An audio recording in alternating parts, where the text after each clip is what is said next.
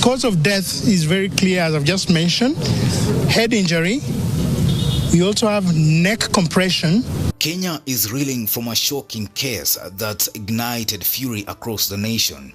Albert Ojwang's death has exposed allegations of police brutality, a dramatic mortuary confrontation, and a desperate need for justice. On June 10, 2025, the death of Albert Ojwang sent shockwaves through Kenya. Little is known about the exact circumstances of his death, but what is clear is that this case has struck a nerve. Social media platforms like X are buzzing with outrage, and the public is demanding answers.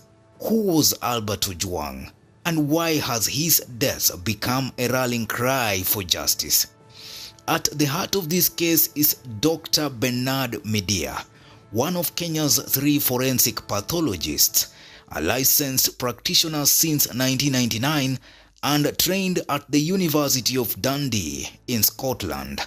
Dr. Media conducted a meticulous post-mortem examination at Kenyatta National Hospital on Tuesday. His findings? Albert Ojwang died from a violent assault, severe head trauma, neck compression, and injuries across his body point to a brutal attack. So the cause of death is very clear, as I've just mentioned. Head injury. We also have neck compression, and we also have other injuries spread all over the body that are pointing towards assault. And as I've just mentioned, we've taken specimens, and other investigative agencies are going to assist in getting other pieces of evidence which, pieced up together, will help in corroborating what we've just found. These aren't just clinical observations. They are evidence of a crime that demand answers. Viva! Viva! Viva! Viva! Viva! Normalize killing people, then come with no more killing in Kenya. We salute you, my brother. Long live that. No more killings in Kenya. Long live. Long live the fucking spirit of God. Let's break down Dr. Media's report. The head injury suggests blunt force trauma capable of causing fatal brain damage. Neck compression, often linked to strangulation, can cut off air or blood flow to the brain, leading to death in minutes. Multiple injuries across Ojwang's body indicate a sustained assault. As Dr. Media emphasized, the cause of death is very clear. Cause of death is very clear, as I've just mentioned. Head injury. We also have neck compression, and we also have other injuries spread all over the body. But who was responsible, and where did this happen? Enter Faith Odhiambo, President of the Law Society of Kenya.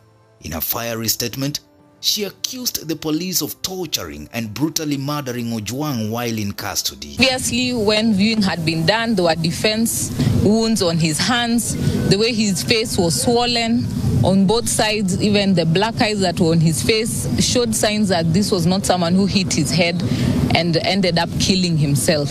And so from the postmortem, what the doctor has said just agrees with what we had previously been informed and seen, that he was tortured and brutally murdered while in police custody.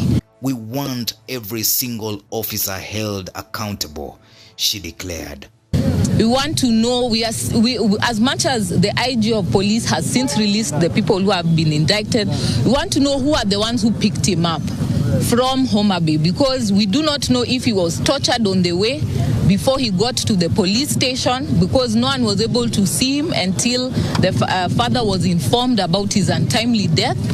We want to see all those officers indicted. We want to know all the places he was taken to, so that we are sure that all evidence is properly collected.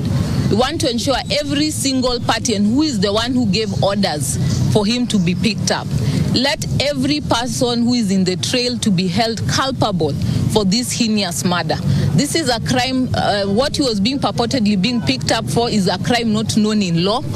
And therefore, we even saw Kevin, what happened. They took him round in circles and he was not charged at the end of the day. And also that is malicious as well, and they should also be held accountable. Her words, shared widely on X, have fueled public anger. If true, which many believe so, these allegations point to a chilling pattern of police misconduct, a long-standing issue in Kenya's fight for justice. The case took a dramatic turn on June 10th when Homa Bay Women Representative Joyce Bensouda arrived at Nairobi City Mortuary to address the media. Before she could speak, she was reportedly chased away in a tense confrontation.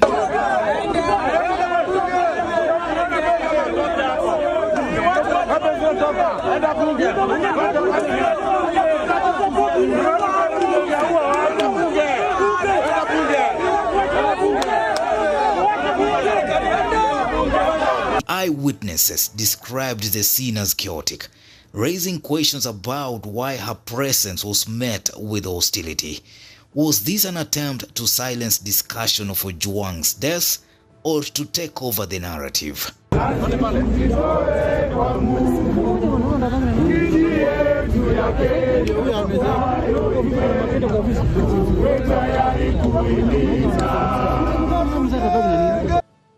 Dr. Midia's expertise is critical in a country with only 3 forensic pathologists. His training in trace evidence analysis, examining hair, fibers, and crime scene materials set him apart. But Kenya's shortage of pathologists highlights a broader crisis. Dr. Midia has called for more investment, pointing to countries like Scotland and South Africa. Without a robust chain of custody, he warns, cases like Ojwang's risk being undermined. Kenyans are not staying silent. From social media to the streets, calls for justice are growing louder. The LSK's demands, Bensouda's mortuary incident, and Dr. Midia's findings have galvanized the public. This case isn't just about Albert Ojwang. It's about a systemic issue of police accountability and the fight for truth in Kenya's justice system. As the investigation unfolds, all eyes are on IPOA and the police. Will officers be held accountable as Faith Odhiambo demands? Will the truth behind Ojwang's death come to light? With limited forensic resources and rising public pressure, this case could be a turning point for Kenya's fight against extrajudicial killings. The death of Albert Ojwang is more than a tragedy. It's a call to action, especially when every Kenyan is afraid for his life under the state. From forensic revelations to allegations of police brutality, this case is shaking Kenya to its core. Stay informed. Share your voice. Did Ojwang have to die in such a manner? Join us as we follow this developing story and share your comments below. Newsroom, Aisha TV, Bushabi Jr.